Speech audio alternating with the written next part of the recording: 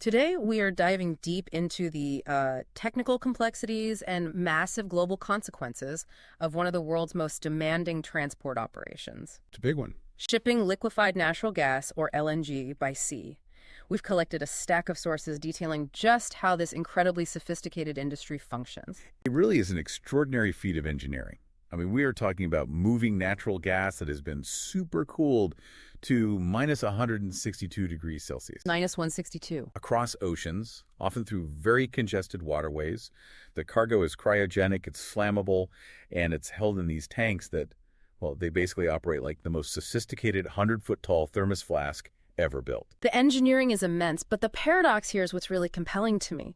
While the public and, regulators naturally worry about the potential for catastrophic incidents, and a failure would be just devastating. Oh, absolutely. The industry's historical safety record is, well, remarkably robust. It's a real testament to the design. Exactly. And that safety record isn't achieved by chance. It requires constant, almost paranoid analysis. Paranoid. Yeah.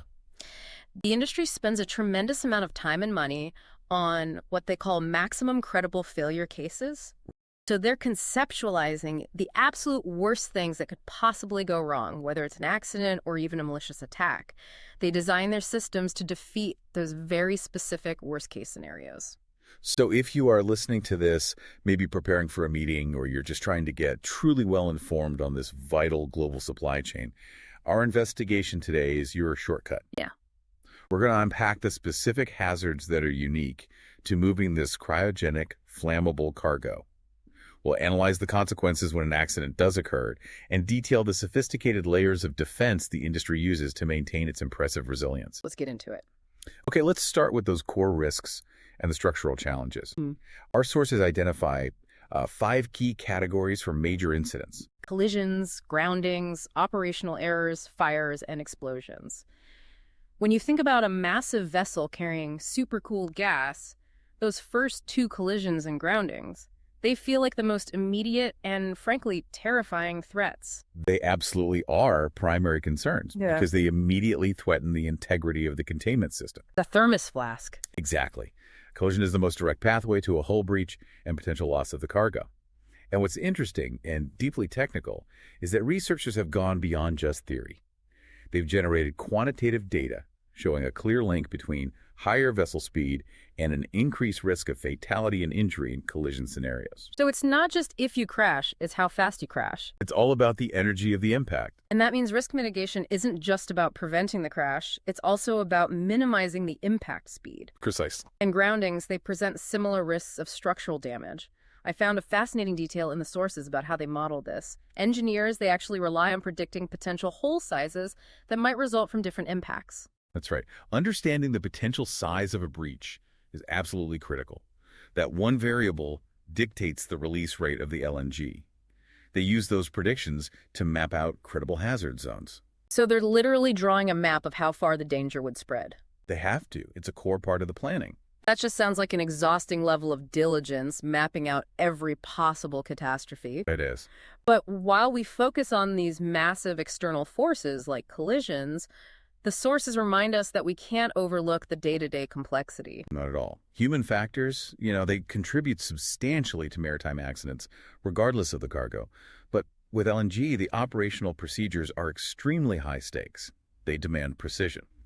Like what, specifically? Well, we're talking about managing boil-off gas. That's the tiny amount of gas that naturally vaporizes as the cargo heats up a little bit during transit.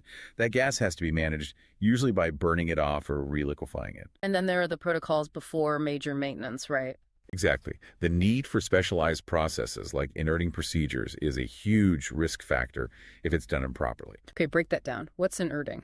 Simply put, it's flooding the tank space, either the cargo tank itself or the gap around it, with an inert gas like nitrogen to push out all the oxygen. Why? Because without oxygen, there can be no fire or explosion, even if there's natural gas present. Deviating from that protocol before dry docking is a monumental risk. So the analysis of these risks isn't just intuition, it's a cold, hard science. We saw that the sources detail specific analytical frameworks. They use these complex methodologies like hazard and operability studies. HAZOPs. Right, HAZOPs, which systematically examine every single piece of equipment and every operational step to see what could fail and what would happen next. They're essentially building a detailed roadmap of failure. That's a good way to put it. They also use things like fault tree analysis, where you work backward from a disaster to find every possible cause. And then there's event tree analysis, where you work forward from a small failure to see the whole chain reaction of consequences. This intense, data-driven conceptualization of failure is the core reason they prevent actual failure. It has to be. And that leads to a great, albeit sobering, realization. The continued absence of a maximum credible incident over decades of LNG transport is really the best proof we have that these exhaustive safety measures are actually working. It does raise an important question for you, the listener, though. If the risk models are working so well, what happens on the day they don't? Right. Let's shift our focus now from how an accident happens to what happens when containment is breached. The consequences for people, the environment, and, of course, the global economy. Starting with the immediate threats to life. What happens if people are exposed to an LNG release? The risks are severe and they're multifaceted. First, you have cryogenic burns from any direct contact with that supercooled liquid. Instantly damaging. Instantly. Then there's the risk of asphyxiation. Remember, when LNG rapidly vaporizes, that huge volume of cold gas can displace breathable oxygen, especially in confined spaces on the vessel. And the third risk. The big one. If that large vapor cloud drifts and finds an ignition source, the result is an immediate flash fire or explosion. So the emergency response capabilities must be just top tier. Absolutely crucial. They have to be prepared for all three hazards at the same time. Let's look at the environmental impact, because this is where an LNG spill is so different from, say, an oil spill, which people are more familiar with. That contrast is key to understanding the unique hazard. Oil persists. It spreads. It requires massive cleanup. LNG is the opposite. This is where it gets really interesting. It rapidly vaporizes upon release into water. It doesn't stick around. It doesn't persist. It essentially disappears into the atmosphere. But not without some immediate consequences. Correct. The immediate effects are intense, but they are localized. That large, cold vapor cloud, it initially hugs the water surface because it's temporarily denser than the air around it. This causes localized atmospheric oxygen depletion, and the extreme cold is acutely detrimental to any aquatic life right there in the spill zone. But the silver lining, if you can call it that, is that the direct marine pollution is far less persistent than oil. Far less.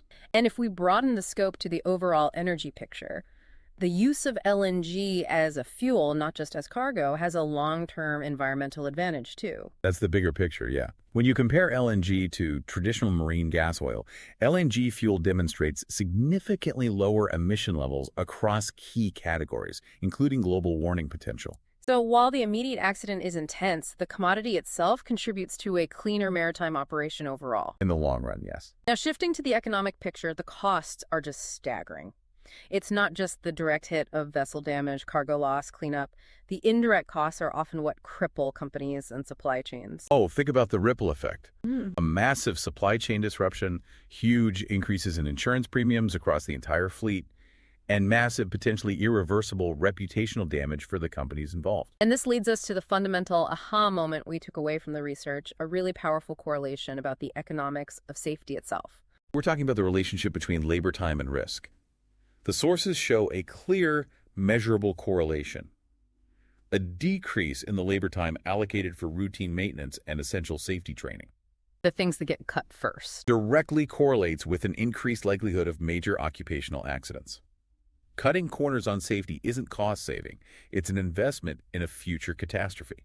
That feels like the core lesson of this entire deep dive. Accidents are rarely a single, isolated event. Never. They are almost always a confluence of technical, human, and environmental factors, often rooted in that very economic decision to cut labor time. You have to look at it holistically. Absolutely. Let's break down those causal factors, starting with the technical specifics. This is everything from the vessel's original design and construction quality to just maintaining the integrity of the insulation around those cryogenic tanks. We mentioned managing boil-off gas earlier. That is a unique technical demand. It is. It's a constant battle against physics. They have to either reliquefy that small percentage of vaporizing gas, or, more and more, modify specialized boilers to burn it as fuel. And technology is moving so fast. So fast. And Given the speed of advancement in LNG vessel design, especially with dual-fuel engines, the regulatory frameworks struggle to keep pace. Right. So the industry has to constantly work toward systematic harmonization, which is just a fancy way of saying, making sure the rule books in different countries and international bodies all match up perfectly. Because if the standards are slightly different in Rotterdam versus Singapore, that's a crack in the safety foundation. It's a vulnerability. Now, back to the human element.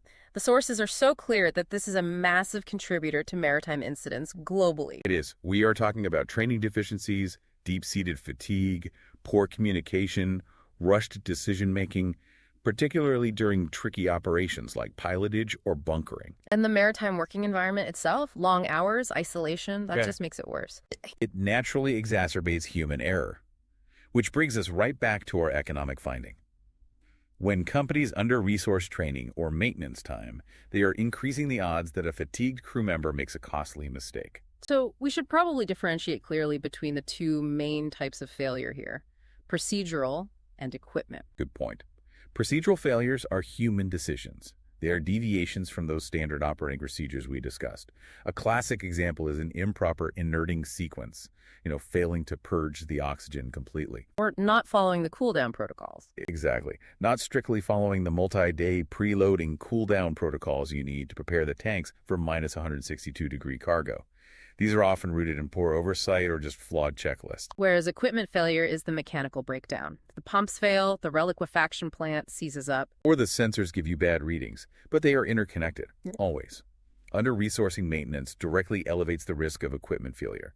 That failure can then quickly cascade into a devastating loss of propulsion or steering. And that loss of control in a congested port.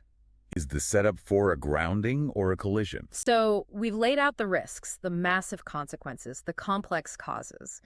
The unavoidable conclusion is that the strong safety record comes from a multi-layered holistic approach to risk mitigation.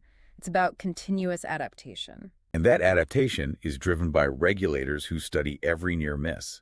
International bodies like the IMO, they regularly update the main rulebook, the International Gas Carrier Code, the IGC code. What's the focus now? Right now, the focus is squarely on harmonizing international codes to close identified gaps. Specifically, they're updating rules because traditional LNG carriers have different needs than the newer LNG-fueled ships. Okay. They're focusing on improving tank integrity and fire protection for these next-generation vessels. And on the technical side, the prevention measures are becoming hyper-advanced. It goes way beyond just stronger hull design. Much further. We're seeing sophisticated redundant systems, double-checking every critical function, and advanced sensor technologies that give you real-time monitoring of structural stresses and cargo conditions. The analytical methods are evolving too, you said. At a rapid clip, they now employ dynamic simulation models to detect complex dynamic feedback structures, these non-obvious failure pathways that only emerge when multiple small variables align just right. And looking ahead. The potential of using AI and machine learning for predictive maintenance is enormous. Imagine being able to spot component degradation months before it leads to a critical failure. This expansion leads us to the future outlook. If we project this growth forward, what new operational complexities are emerging that the industry needs to design safety protocols for right now? The single biggest emerging complexity is the huge push for LNG as a cleaner marine fuel. This introduces entirely new ship-to-ship bunkering scenarios where one massive vessel pulls alongside another to refuel. Right, in the open ocean or in port? Exactly. These highly volatile, complex operations require extremely robust risk assessments, new training, and crystal-clear safety zones. You're bringing the highest risk factor cargo transfer into busier and busier areas. We're also seeing digitalization driving change. I read about digital twins. Absolutely. Virtual replicas of the vessels that are used for proactive maintenance simulations. The whole holistic view of safety, it's no longer just limited to the cargo hold. It has to integrate across the entire supply chain. Including the onshore terminals and new bunkering infrastructure. Everything. The entire chain. This has been a truly comprehensive analysis. We started with a paradox, and I think we finished with the answer. The strong safety record in LNG shipping is not some static achievement. Not at all. It's achieved through continuous vigilance, relentless investment in labor and technology, and adaptation in the face of ever-increasing complexity. That's the perfect summary. And to leave you with a final thought to consider. as the global fleet continues to expand so rapidly and new, complex operations like ship-to-ship bunkering become standard practice. Yeah. How can international regulatory bodies ensure consistent, harmonized safety standards globally when both technology and operational complexity are advancing at such a breakneck speed? The future of LNG safety ultimately depends on solving that regulatory harmonization challenge before the next accident occurs.